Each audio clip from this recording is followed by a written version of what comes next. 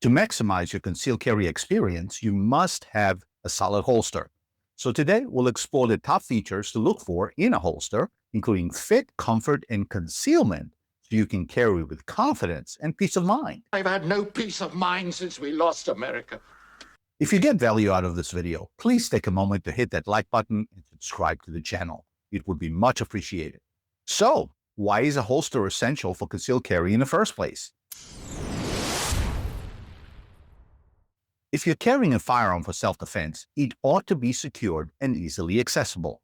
Secured means there is little to no chance it will fall out of where you placed it, and more importantly, there is zero chance the trigger will be exposed and pulled, even accidentally, without you intending so. If you just throw your loaded pistol in a purse, backpack, or pocket without a holster, there is a good chance it will get tangled up with your keys, loose change, a loose thread, or your breath freshener, and your trigger may catch on, causing your firearm to discharge accidentally. You gotta make this look like it was an accident.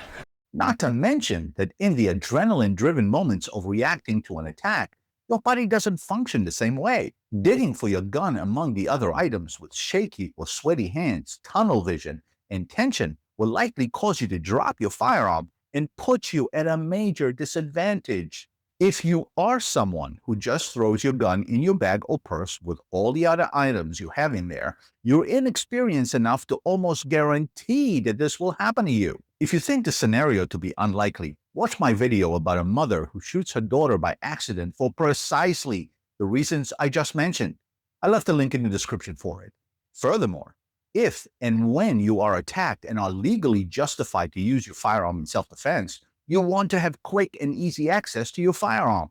So ideally, your firearm ought to be in a secure compartment or holster with nothing impeding your ability to access and deploy it. This doesn't look at all secure. Now, some of you may say, well, I don't carry with one in the chamber. If I had one in the chamber, I would rock this bad boy right now. That's your choice, and I hope you train adequately to mitigate that. However, that makes the access issue even more pressing because you'll not only need to have fast, unimpeded access to your gun, but also the extra second to rack the slide and load one. So keep your firearm secure and accessible at all times, and a holster is the best way to accomplish that. But how do you choose the right holster for you and your lifestyle? That is the $64,000 question. We're all built differently, carrying different positions and or ways, may have accessories added to our firearm, frequent different places throughout the day, and participate in different activities. So choosing a holster doesn't only depend on the make of your firearm and your dexterity. If you've been carrying concealed on your body for a while, you know that it isn't the most comfortable habit to pick up. You simply get used to it over time. Maybe it's a 7-year itch. Are you itchy? Nope. You itchy? The holster is what you feel against your body when you're carrying on your person. Therefore, how it feels when you stand, walk, run, and sit throughout the day matters. If you live in cooler climates where an extra layer between your body and the holster is normal, you can feel more comfortable and keep your firearm dry too. In warmer climates, if all you wear is shorts and a t-shirt and the holster is pressing against your skin, it's not only discomfort you may have to contend with. You're likely to sweat as well, a lot. You're sweating bullets. That moisture will likely make its way to your gun and even ammunition. If not regularly attended to, it may impact the performance of your holster, gun, and ammunition. So as you can see, choosing the right holster is just as important as choosing the right gun and ammo. Otherwise, we'd be toast, wouldn't we, fellas? Now let's cover the types of holsters that you ought to consider. There are too many to choose from, so I'll touch on the types of materials and the most important features you want your holster to have. Keep it simple, stupid. The two main types of materials holsters are made of are leather and kydex. Some holsters are made of both. For example, the part that rests against your body is made of leather for comfort, and the part that secures your firearm is made of kydex. Kydex holders are rigid, whereas leather holsters can be either soft or rigid. Unless your leather holster has a strap or hood to secure the firearm in place, I highly recommend you stick with the rigid variety and make sure that the trigger and trigger guard are fully covered and the firearm is locked in place. What do you mean locked in? By locked, I mean that when you place your firearm in a holster, you hear and feel a click. That click indicates that the firearm is secured in place. A good way to check is to hold the holster upside down, shake it lightly, and make sure the firearm doesn't fall out. Then you want to decide whether you intend to carry concealed or open. Depending on which state you live in, you may not have a choice in the matter. If you open carry, it's likely to be the 3 o'clock position. I do not recommend any further back than that because the firearm is completely out of your line of sight. For open carry, I recommend an outside the waistband holster with a retention mechanism that prevents the firearm from being snatched out of your holster by anyone else. For concealed carry, you'll want an inside the waistband holster. As long as it locks the gun in place, I do not recommend further retention such as a strap or elastic band over the grip or frame of the gun.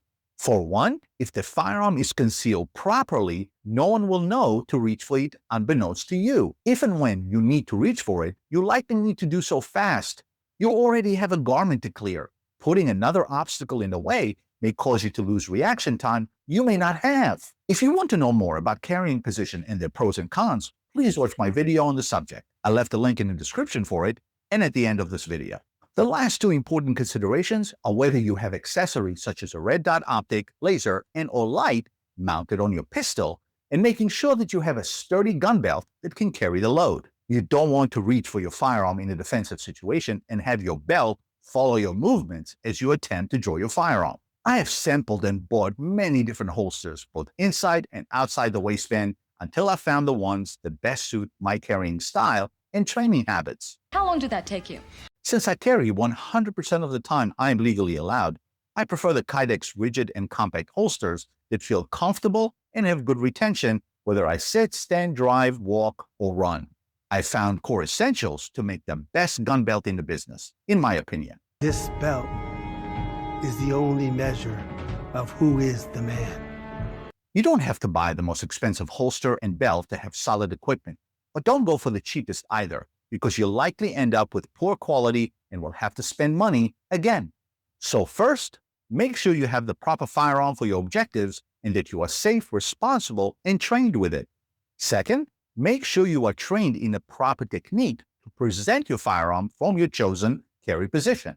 And third, choose a good quality holster and belt and practice your technique regularly to make sure your holster and belt are reliable and durable under pressure. If you enjoyed this video, please smash that like button, subscribe to the channel, and watch the next video right here. Train hard, often, and safely, and I'll see you at the range.